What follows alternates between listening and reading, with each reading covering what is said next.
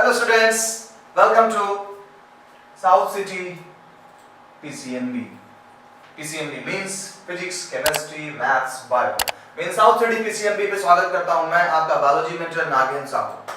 तो friends 12th के लिए हमारे चैप्टर चल रहा है जो काफी बड़ा चैप्टर है क्योंकि टेक्निकल चैप्टर्स है तो मैं भी थोड़ा डेप्थ पे लेके चल रहा हूं, छोटी-छोटी चीजें आपको क्लियर कर रहा हूं। चैप्टर हमारा चल रहा है 12th वाले मॉलिक्यूलर बेसिस ऑफ इनहेरिटेंस और टॉपिक आज का जो रहेगा वो रहेगा मीजल सेल एंड स्टाल का एक्सपेरिमेंट। बहुत इंपॉर्टेंट एक्सपेरिमेंट है इसलिए मुझे इसको एक पर्टिकुलर लेक्चर अलग से बनाना पड़ा। मीजल सेल एंड स्टाल का एक्सपेरिमेंट बड़ा फेमस रहा है और इस एक्सपेरिमेंट पे क्वेश्चन मेडिकल लेवल पे भी जाता है। तो फ्रेंड्स जैसा कि हमारा कमिटमेंट है कि साउथ सिटी पीसीएमबी हमारा चैनल आपको ईयर लॉन्ग सीरीज देगा, चैप्टर्स की lecture topic wise lectures provide कराएगा। साथ ही साथ आपके सिलेबस के कंप्लीट हो जाने पर हम बोर्ड्स की तैयारी करेंगे। बोर्ड्स की तैयारी होगी कैसे? तो बोर्ड्स की तैयारी के लिए हमें मॉडल पेपर सॉल्व करने होंगे, हम लोग कुछ गेस्ट पेपर बनाएंगे जो आप सॉल्व करेंगे और भगवान करेगा तो वो पेपर आपके एग्जाम में भी क्वेश्चन फंसेंगे। इन सब चीजों के लिए हम आपके साथ हैं, पूरे साल बने रहेंगे। आपको भी एक काम करना है, हमारे चैनल को सब्सक्राइब करना है, ज्यादा से ज्यादा लोगों तक शेयर करना है जिससे कि बाकी लोगों को भी बेनिफिट हो। तो फ्रेंड्स चलिए स्टार्ट करते हैं chapter molecular basis of inheritance and topic रहेगा आज का हमारा मीजल्स एंड स्टाल एक्सपेरिमेंट। दो काफी अच्छे दोस्त मीजल्स एंड स्टाल जो इनके दिमाग में एक बात आई कि डीएनए जो कि हमने लास्ट लेक्चर में रेप्लिकेशन पढ़ा था कि एक डीएनए से दो डीएनए कैसे बनता है। तो डीएनए का जो रेप्लिकेशन हो रहा है तो आप देख रहे थे उस रेप्लिकेशन में जैसा कि मैं अपने स्टाइल में आपको लेकर चलता हूं, टेंशन लेने की जरूरत नहीं है। पहले समझ लें आखिर मीजल्स एंड स्टाल करना क्या चाहते थे।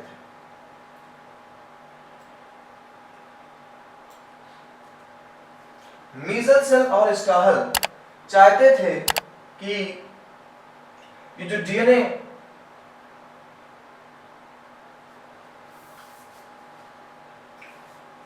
जैसा कि आपने एक टॉपिक पढ़ा मेरे से लास्ट टर्म पे रेप्लिकेशन,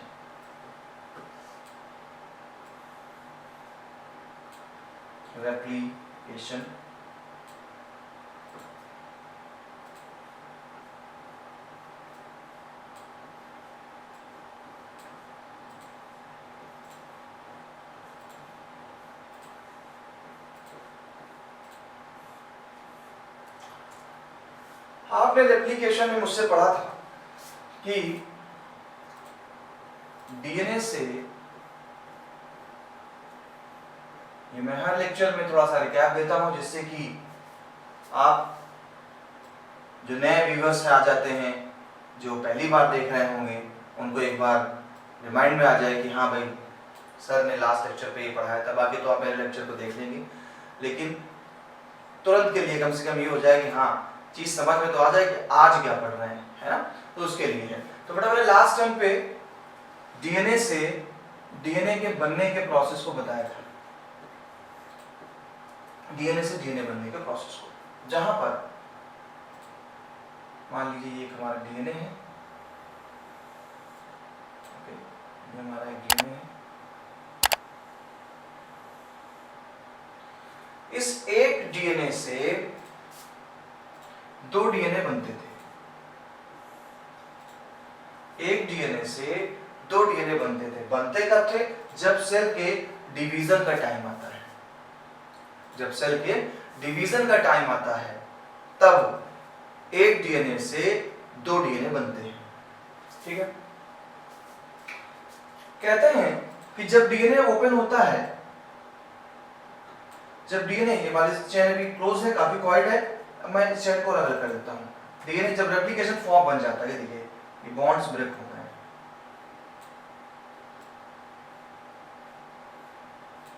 बॉन्ड्स हैं, हाइड्रोजन बॉन्ड्स,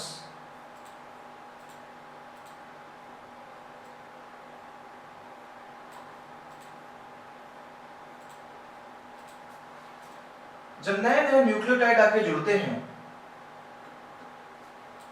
नए नए न्यूक्लियोटाइड आके जुड़ते हैं, आपको याद आ रहा होगा ओकाजाकी फ्रेगमेंट्स के बारे में, छोटे छोटे फ्रेगमेंट बनते हैं। देन लाइगेज एंजाइम इन्हें जोड़ देने का काम करता है, लाइगेज एंजाइम अटैच कर देता है, कंप्लीटली लाइगेज एंजाइम अटैच कर दिया है।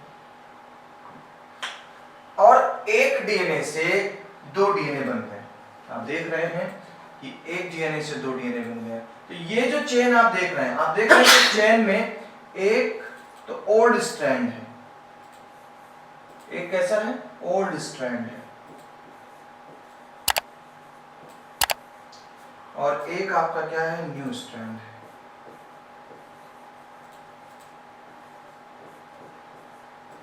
एक ओल्ड स्ट्रैंड, एक न्यू स्ट्रैंड। ये तो बात समझ में आ गई होगी अच्छे से कि जब एक डीएनए से दो डीएनए बन रहा है तो बनने वाले जो डीएनए हैं हमारे, उसमें एक ओल्ड स्ट्रैंड है और एक न्यू स्ट्रैंड है। मीजलसेल एंड स्टॉल ने इसे ही कहा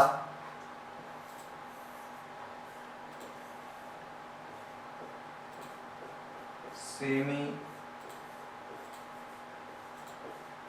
कंजर्वेटिव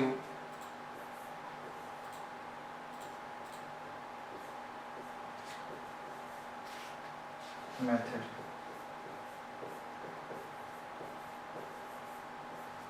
इसे बोला गया सेमी कंजर्वेटिव मेथड, जहां पर डीएनए की एक चेन में ओल्ड स्ट्रैंड है और दूसरी जो चेन लगी इसके साथ वो हो गई हमारी न्यू स्ट्रैंड। यही मीजलसन और स्टॉहल ये समझाना चाहते थे हम लोगों को कि आखिर डीएनए में ये जो न्यू स्ट्रैंड आ गया, जो ओल्ड स्ट्रैंड है, इसको कैसे एक्सपेरिमेंटली प्रूव करें। ये तो बता दिया गया कि हाँ ये एक सेमी कंजर्व, सेमी का मतलब होता है आधा, मतलब 50% पार्ट डीएनए में पुराना था, 50% पार्ट नया आया। इसी को बोला हमने क्या, सेमी कंजर्वेटिव मेथड। अब इसको एक्सपेरिमेंटली कैसे प्रूव किया जाए, तो एक्सपेरिमेंटली प्रूवमेंट के लिए हमारे मीजलसेल एंड स्टॉहल ने एक एक्सपेरिमेंट को अंजाम दिया। वो एक्सपेरिमेंट क्या था, समझते हैं। कुछ चीज आप जान लीजिए पहले कि 15M क्या है एंड 14M क्या है। देखिए आप दो कंपोनेंट देख रहे हैं, एक 15M और एक 14M सॉल्ट। ये है क्या चीज, इसको समझाना जरूरी, तो एक्सपेरिमेंट आपके लिए इजी हो जाएगा। 15N एंड 14N ये क्या चीज है, तो आपको मैं बता दूंगा। अगर हमें पता है कि डीएनए का जो फॉर्मेशन होता है, उस डीएनए के फॉर्मेशन में एक कंपोनेंट पाया जाता है और उस कंपोनेंट का नाम है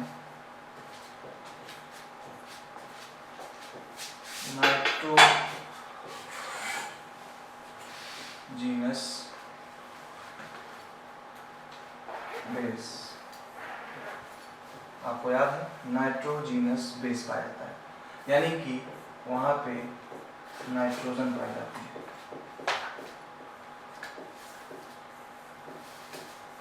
क्या पाई जाएगी, नाइट्रोजन बेस। तो अगर हम एक्सपेरिमेंटली प्रूव करें कि जो नाइट्रोजन, भाई हम कैसे देख पाएंगे, आप वहां देख सकते हैं केमिकल रिएक्शन की, केमिकल रिएक्शन आप देख लेंगे। अरे तो यार इलेक्ट्रॉन माइक्रोस्कोप से लगना पड़ता है, वो भी आपको ऐसा नहीं कि बस केवल थर्ड बढ़िया सा दिख रहा है डीएनए, ऐसा मॉलिक्यूल्स होते हैं बहुत टाइम। तो इन्होंने कहा जब एक डीएनए से दो डीएनए बन रहा था, दिमाग कितना अच्छा लगा है, तो एक एलिमेंट की जरूरत पड़ती है नाइट्रोजन की। क्यों पड़ेगी, आपने पढ़ा हुआ है एक डीएनए किससे बना है, तीन चीजों से।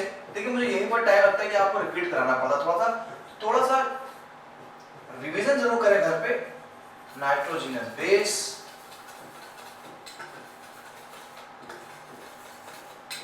पेंटोज सुगर,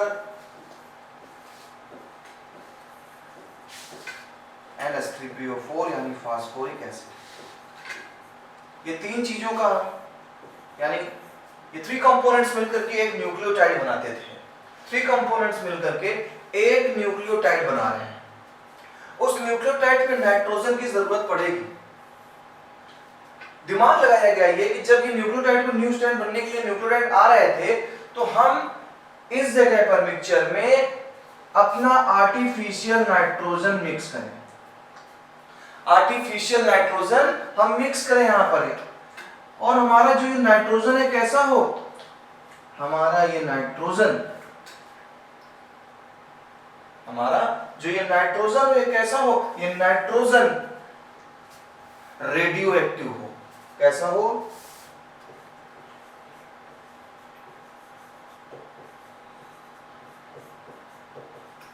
या फिर हमारा ये नाइट्रोजन ऐसा ले लें कि जो लाइट हो और या तो फिर हैवी हो।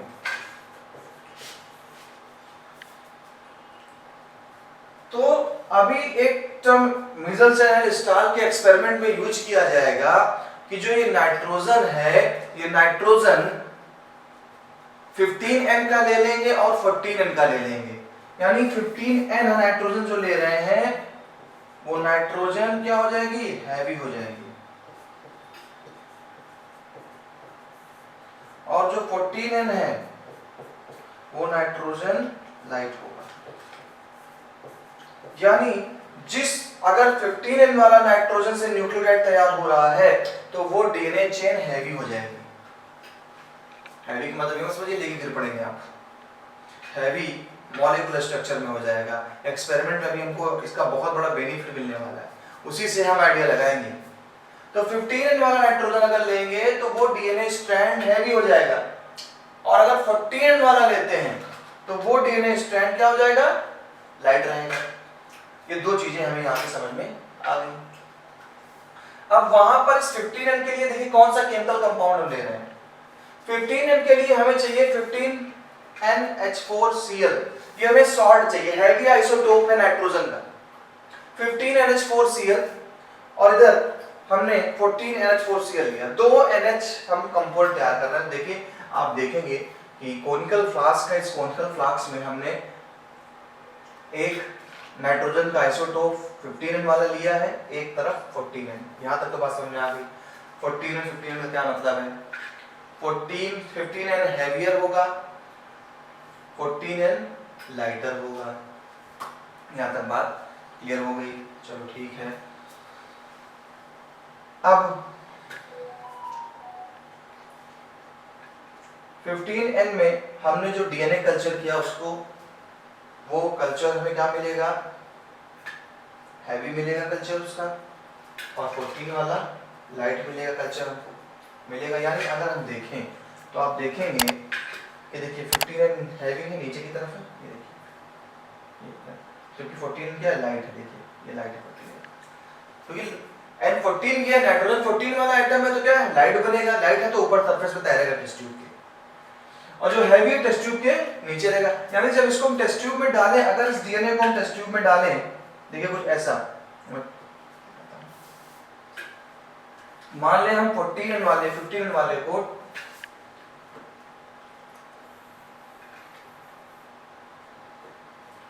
ये हमारे पास दो टेस्ट ट्यूब है,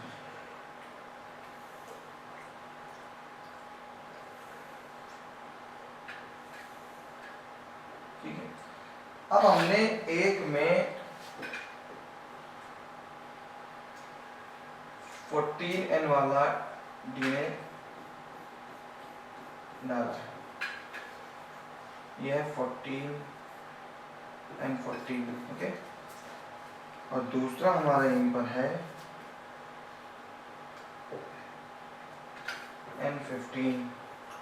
N15 हैवियर है, और जब ये हैवियर है तो इसके जो हम अगर देखेंगे डेंसिटी के हिसाब से तो ये कहाँ बैठा है, लोअर सरफेस, तो थोड़ा सा नीचे के हैवी चेन है। तो मीजल्सन और स्टाल ने ऐसे ही एक्सपेरिमेंट को समझा कि अगर 14N वाला जहां कहीं भी होगा वो क्या होगा, डीएनए सरफेस की तरफ होगा थोड़ा, और अगर 15N वाला लेंगे तो वो हैवी है, क्योंकि हमने N15 यूज किया है तो हैवी रहेगा, हैवी कारण थोड़ा नीचे रहेगा। अच्छा सोचो, इन दोनों डीएनए को साथ में मिला करके डीएनए अगर रेप्लिकेशन करे तो तुम्हें जानते क्या घटना घट जाएगी बेटा, बता रहा हूं क्या घटना घटेगी, समझना। घटना ये घटेगी बेटा, ये दोनों मिलकर के दोनों केस रहेंगे, तो ये आपके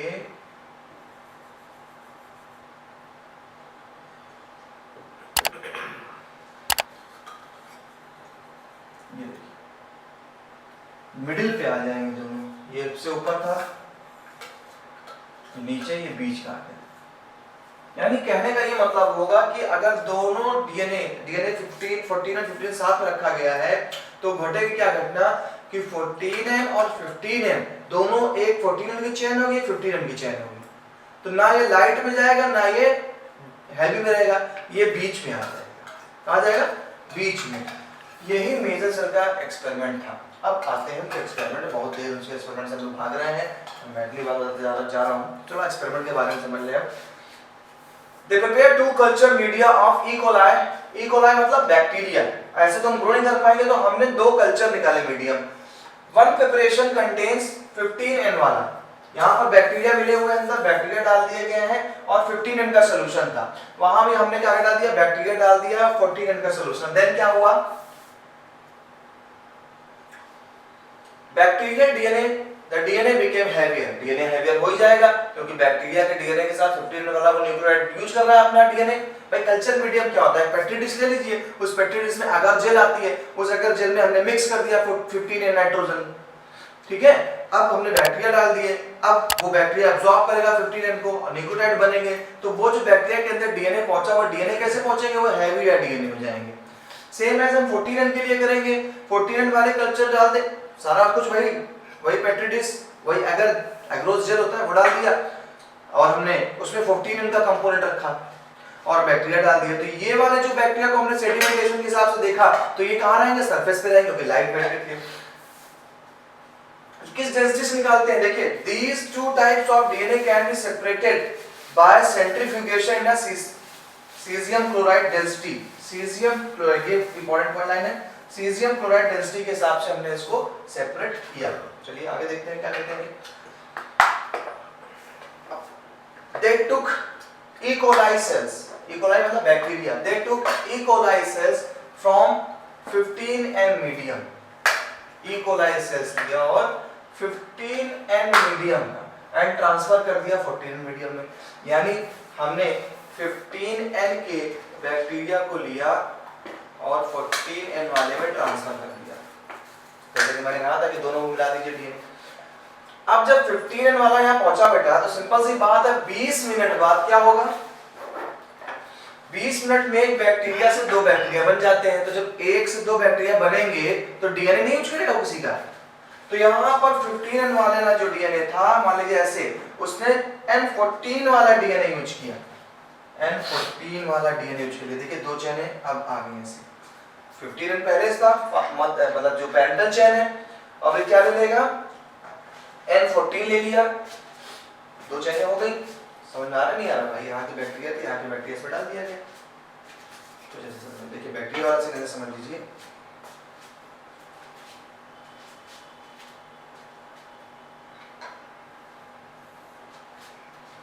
मुझे समझाना पड़ेगा। ये बीकर था, एक बीकर ये है, ये हो गया, ठीक है। अब यहाँ पर जो बैक्टीरिया थे, यहाँ पे जो बैक्टीरिया थे, उनका जो अंदर डीएनए था, यहाँ पर 15 वाले था, यहाँ पे जो डीएनए था वहाँ पे कौन सा था? नाइट्रोजन 15 वाला था। यहाँ पे बेटा हमने क्या कहा था? यहाँ पर जो बैक्टीरिया थे, बैक्टीरिया में क्या था? 14N वाला नाइट्रोजन था, वो वाला डीएनए था, क्रोमोसोम, ठीक है। ये बैक्टीरिया है।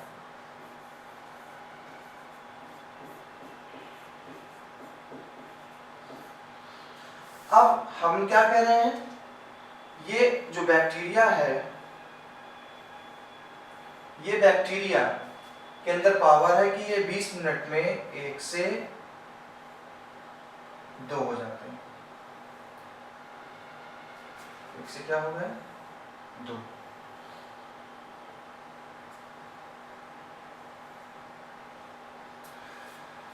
जब ये 1 से 2 हो जाते हैं, जब ये 1 से 2 हो जाते हैं तो सिंपल सी बात है, इसमें जो इनका डीएनए है वो डीएनए भी 1 से 2 होगा, डीएनए 1 से 2। अभी तो यहाँ 2 है, यहाँ तो 1 ही दिख रहा है, 1 से 2 होगा। तो जब 1 से 2 होगा तो इसको डीएनए चाहिए कि नहीं चाहिए, न्यूक्लियोटाइड चाहिए, इसको चाहिए न्यूक्लियोटाइड। अब सराउंडिंग में इसके जो भी न्यूक्लियोटाइड होगा उस न्यूक्लियोटाइड को डीएनए बनाने के लिए ले लेगा, डीएनए का रेप्लिकेशन के लिए यूज कर लेगा, जो भी से सराउंडिंग में होगा न्यूक्लियोटाइड। अब हमने जब 15N वाले को 14N में डाल दिया है तो 14N वाले का क्या करता है, 14N वाले का डीएनए यूज कर लेता है, ये 14N वाले का डीएनए यूज कर लेते हैं। यानी जो ई कोलाई बैक्टीरिया है, जब हमने 15N वाले को 14N में डाल दिया तो ये क्या कर रहा है, ये 14N वाले का डीएनए यूज कर, न्यूक्लियोटाइड यूज करता है। तो अब ये जो ई कोलाई बैक्टीरिया दिखेंगे आपको, इसको अगर हम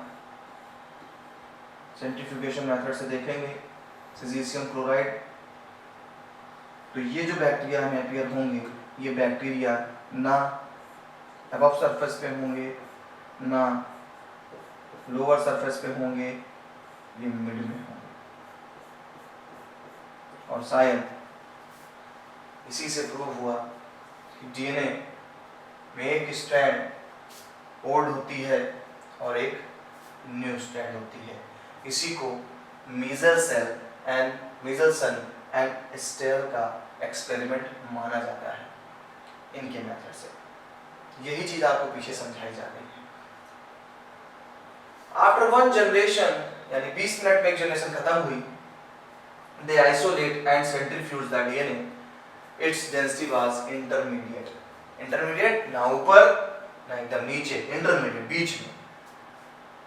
Hybrid between 15N DNA and 14N, क्योंकि जब 15 वाले बैक्टीरिया को डाल दिया 14N में तो ये 14 वाले का डीएनए लेने लगे, और 14N वाला जो था वो लाइटर था, 15N वाला हैवियर था, तो ना नीचे जा पाए ये, ना लाइट के चक्कर में ऊपर जाए, दोनों के चक्कर में हाइब्रिड हो गए।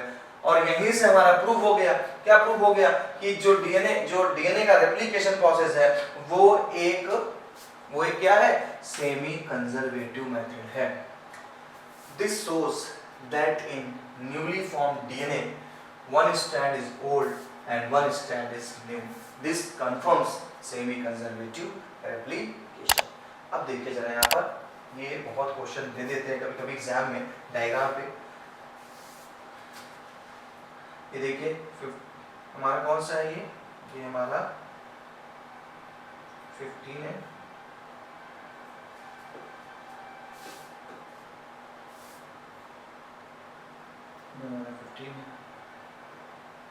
ये देखा 20 मिनट बाद जब हमने इसको डाल दिया मिला करके तो क्या हो गया, 15N और 14N मिक्स हो गया, दो डीएनए वाले देखिए 15 और 14 मिक्स हो गया, जनरेशन फर्स्ट। जब नेक्स्ट जनरेशन आई, नेक्स्ट जनरेशन में क्या हुआ, 14N वाला एक अलग हो गया, ये 14N अलग हो गए, और क्या बचा, हाइब्रिड वाला बचा रहा, 14 15 वाले बचे। तो आफ्टर सेकंड जनरेशन यानी after 40 minute there was equal amount of hybrid DNA and light DNA, दो हाइब्रिड मिले और दो लाइट मिले। तो ये हमारा मीजल्स और स्टाल ने अपना एक्सपेरिमेंट शो किया था इस तरीके से। अब एक चीज हमें याद रखनी है कि मीजल्स एंड स्टाल ने जो अपना एक्सपेरिमेंट किया, इस एक्सपेरिमेंट से ये प्रूव हो गया कि अब डीएनए जो नया बनता है उस नए डीएनए में एक ओल्ड स्ट्रैंड होगी और एक न्यू स्ट्रैंड होगा। इसी पे आगे चले हम, तुम्हारे एक साइंटिस्ट हुआ करते थे डॉक्टर जी हर्बर्ट टेलर, बड़े अच्छे साइंटिस्ट थे। मीजल्स सेल और स्टाल से इंस्पायर होकर के इन्होंने एक प्लांट पे ऐसा रिसर्च किया। क्या किया था देखते हैं सर जी, बताएं भाई। Herbert Taylor and colleagues 1958 perform similar experiment on Vicia faba beans जैसे बीन्स हम खाते हैं, using radioactive thymidine to detect distribution of newly synthesised DNA in the chromosome. इन्होंने रेडियोएक्टिव थायमिडीन का यूज किया। थायमिडीन मतलब एडेनिन, गुआनिन, साइटोसिन, थाइमिन, समझ रहे हैं ना, वही थाइमिन है ये। तो इन्होंने थाइमिन यूज किया to detect distribution of newly synthesised DNA in the chromosome. It proved that the DNA in chromosomes also replicate semi conservatively. इनके और मेजर सेल स्टार के दोनों के एक्सपेरिमेंट जब सामने आया, पता चला कि हाँ, ये एक सेमी कंजर्वेटिव मेथड है। देखिए, सेमी कंजर्वेटिव मेथड पे मैं कुछ क्वेश्चन ऐड करता हूँ, जो क्वेश्चन आपसे पूछे जाते हैं। जैसा कि मैंने कहा, मैं कुछ इंपॉर्टेंट क्वेश्चन बताऊंगा, तो मैं कुछ क्वेश्चन ऐड कर रहा हूँ। इंपॉर्टेंट क्वेश्चन है,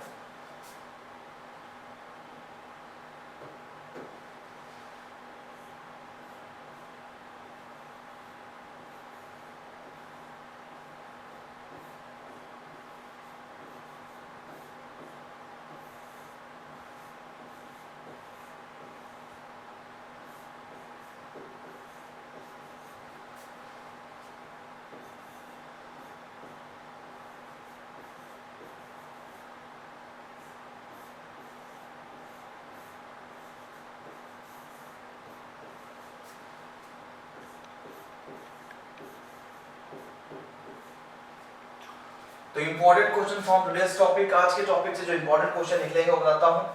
पहला क्वेश्चन आपका होगा,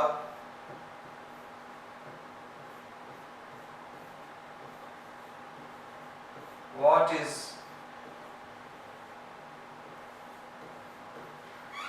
semi conservative, what is semi conservative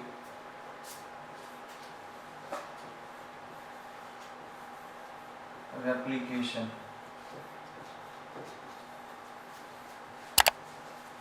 और इस सेमी कंजर्वेटिव रेप्लिकेशन, पहला question. Second question,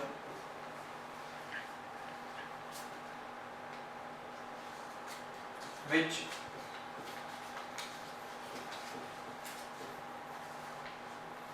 chemical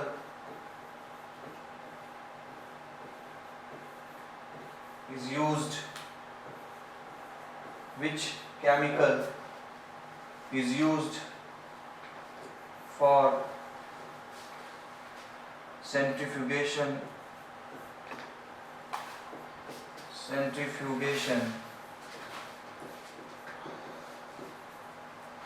gradient?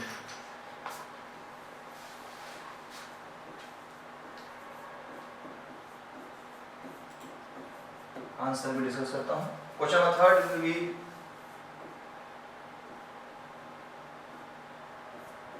which compound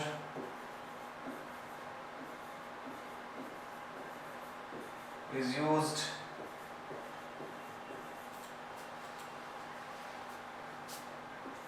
for making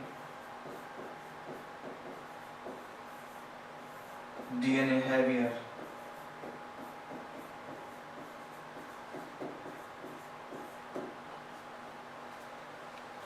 Next question,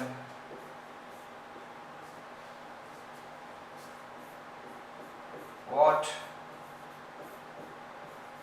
will be the result of DNA molecule? यानी after 40 minutes, okay.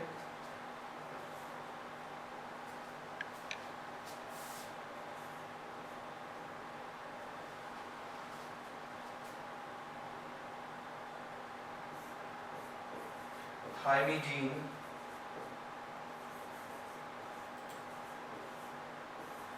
experiment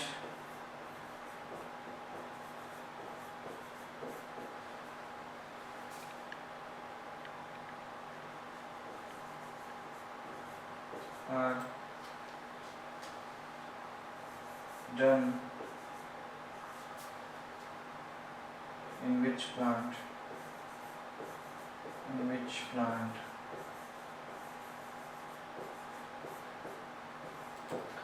यानी हम ये 5 question निकालते हैं today's topic से। टुडेज इंपॉर्टेंट टॉपिक में हमें जो क्वेश्चन देखेंगे, सबसे पहला क्वेश्चन कह रहा है what is semi conservative replication. Semi conservative replication क्या है? तो सेमी कंजर्वेटिव रेप्लिकेशन का मतलब है कि जब डीएनए के रेप्लिकेशन में एक डीएनए न्यू स्ट्रैंड हो और एक डीएनए ओल्ड स्ट्रैंड हो, तो आपने इसे सेमी कंजर्वेटिव मेथड बोला था। Semi conservative method. Next question, which chemical is used for centrifugation gradient. कौन सा केमिकल हमने यूज किया था भाई? तो हमने जो केमिकल यूज किया था वो क्या था? सिजीसियम,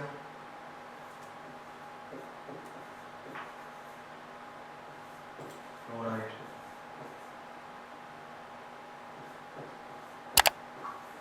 next question, which compound is used for making DNA heavier। कौन सा कंपाउंड हमने डीएनए को हैवी करने के लिए लिया था? हैवी यानी कि 15N और उसके लिए क्या था? 15NH4Cl। हमने ये कंपाउंड लिया था जिससे हमारा डीएनए क्या हो जाए? हैवी हो जाए। अच्छा भाई, what will be the result of DNA molecule after 40 minutes। DNA molecule का 40 मिनट बाद क्या रिजल्ट मिला है? देखिए ये हमारे सीट पे है। आफ्टर सेकेंड जनरेशन यानी after 40 minutes there was equal amount of hybrid DNA and light DNA. आपका आंसर यहाँ पे दिया गया है, बेहतर तरीके से आंसर लिखा हुआ है, यहाँ से आप कॉपी कर लीजिएगा कि सेकेंड जनरेशन के बाद अमाउंट इक्वल क्यों मिल रहा है। क्योंकि देखिए, दिमाग लगाइए थोड़ा सा मेरे साथ। देखिए रेड वाला है ये, और कहाँ डाले गए हैं ये भी किस कल्चर पढ़े? अभी 14 में पढ़े हुए। ग्रीन वाला 14 को दिखा रहा है, रेड वाला 15 को दिखा रहा है। समझिएगा जरा, रेड वाला दिखा रहा है 15 और ग्रीन वाला दिखाएगा 14। अब अगर ये एक कल्चर मीडियम पढ़ा 14 वाले में, तो देखो जब नया डीएनए बनेगा तो एक रेड रहेगा डीएनए में और एक ग्रीन में तो ग्रीन वाला ले लिया इसने। इसका भी देखो एक रेड रहा और इसमें क्या ले लिया? ग्रीन कल्चर में तो ग्रीन वाला नाइट्रोजन ले लिया। ये हो गए पूरे ग्रीन, तो दो लोग क्या हो गए? ये ग्रीन में आ गए। एक रेड, क्योंकि भाई एक ही रेड था तो रेड तो डाला नहीं हमने, 15 में तो रखा नहीं, रखा कहाँ इसको? रखा है 14 वाले कल्चर में। तो एक रेड वाला रहा ओल्ड स्ट्रैंड और इसने न्यू स्ट्रैंड किसको ले लिया? ग्रीन वाला। तो एक ये हाइब्रिड चेन तैयार हुई। इसके रेड ने ग्रीन वाले से लेकर के एक चेन तैयार करी, तो दो हमारे क्या हो गए? हाइब्रिड डीएनए स्ट्रैंड हो गए। लेकिन इसका जो ग्रीन था, देखिए अब इसका ग्रीन ओल्ड रहा ग्रीन एक, और ग्रीन में रखा हुआ, तो न्यू से जो लिया वो भी क्या हो गया? ग्रीन हो गया। तो ग्रीन ग्रीन हो गई चेन। नीचे वाली में ये भी क्या हो गई? ग्रीन ग्रीन चेन हो गई। तो कुल मिलाकर के ये जो हमारा हुआ है ये क्या है? ग्रीन चेन और ओल्ड चेन का सीन बन गया हमारा। ये होगा ना भाई, ग्रीन चेन और रेड चेन से। तो क्वेश्चन का आंसर क्या था? क्वेश्चन का आंसर ये था कि इक्वल अमाउंट में हमें मिला दो। अगर हमें हाइब्रिड चेन मिल रही है तो दो हमें लाइट चेन भी मिली। दो हाइब्रिड दो लाइट चेन, ये उसका आंसर है।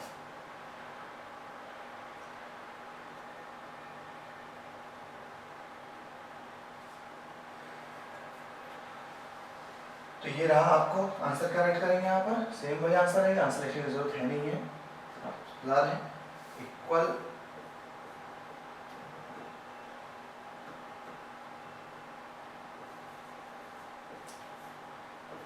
इक्वल डीएनए स्ट्रैंड मिलेंगे, 2 hybrid and 2 light, 2 hybrid 2 light। clear? अब आता thymidine experiment are done in which plant? तो वीसिया फाबा, वीसिया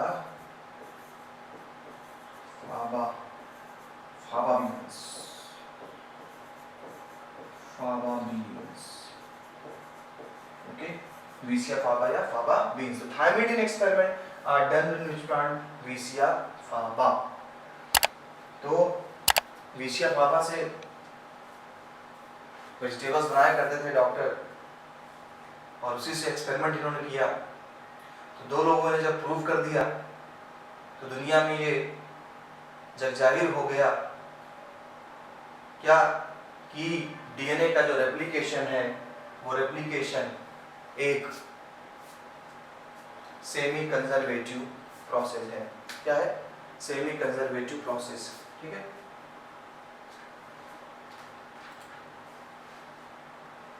क्लियर?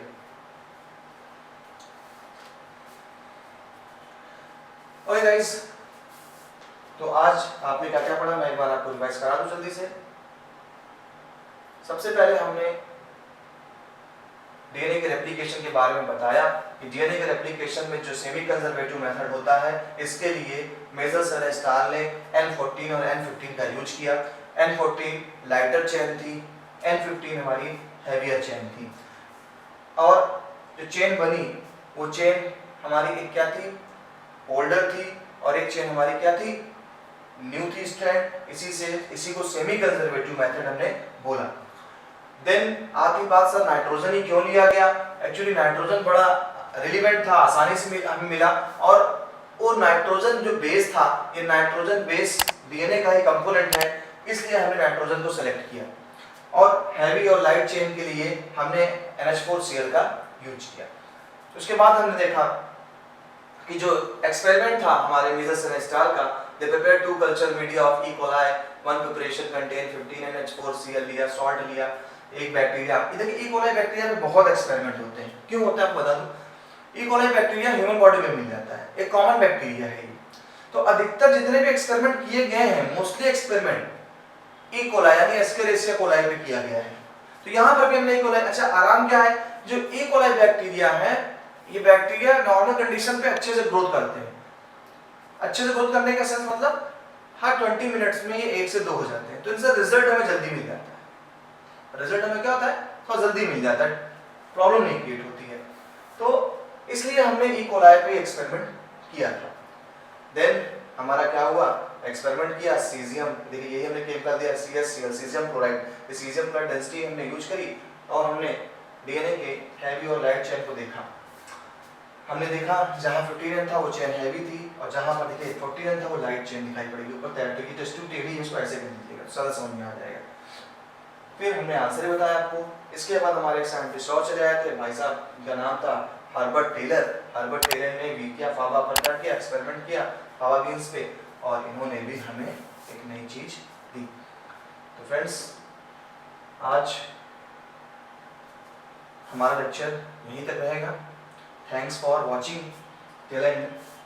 तो बड़ी, जैसा कि मैं कहता हूँ, हमें फॉलो करें, और full syllabus year long series है, कोई कॉस्ट नहीं लगनी है, सिर्फ आपको पढ़ना है, हमें पढ़ाना है। तो हमारे लिए रिवार्ड यही होगा कि आप चैनल को सब्सक्राइब करें, लाइक करें, शेयर करें, और पढ़ते चले ऐसे। तो अच्छे से पढ़ाई करिए, जो भी पढ़ाया गया, जो मैं क्वेश्चन लास्ट में देता हूँ, उस क्वेश्चन को अपने रिवीजन में डाल लीजिए। हर एक टॉपिक का रिवीजन क्वेश्चन देता चलता हूँ, उसको तैयार करते चलिए, बाकी सब कुछ अच्छा ही रहेगा। हम आप मिलते रहेंगे ऐसे ही। तो चलिए मुलाकात करेंगे नेक्स्ट लेक्चर पे फिर से एक नए टॉपिक के साथ। तब तक के लिए बाय बाय।